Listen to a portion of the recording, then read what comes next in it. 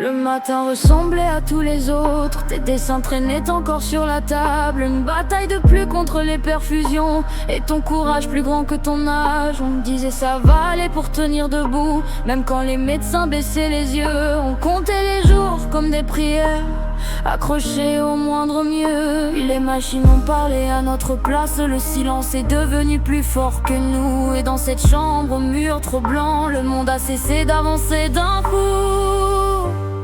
On cherche un responsable, un dieu, le destin, les cieux.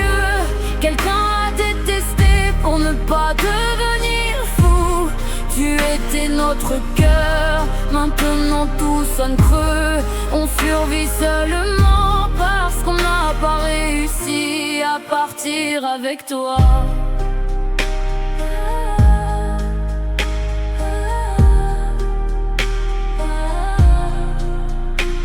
J'ai relu tous les examens, tous les comptes rendus, comme si une phrase pouvait te ramener. Je connais par cœur le nom des traitements et les nuits passées à te regarder respirer. Et toi tu cries contre le ciel, tu dis que Dieu abandonne les innocents. Moi je reste assis dans ta chambre à parler à tes photos comme à un enfant vivant. Les gens disent le temps apaise, mais le temps ne guérit rien du tout.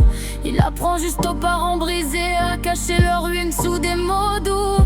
On regarde les autres familles comme des étrangers du bonheur, parce qu'avant ta maladie, on ignorait ce qu'était la peur.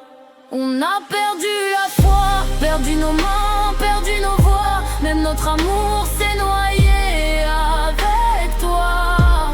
Et le monde continue, les saisons, les rues, les gens, comme si perdre un enfant n'était pas la fin du temps. Et ton lit reste intact, comme si tu pouvais rentrer demain. On vit entouré de fantômes et de médicaments qui ne servent plus à rien. On respire encore un peu, mais ce n'est plus vraiment vivre depuis, parce qu'un parent meurt aussi le jour où son enfant s'enfuit.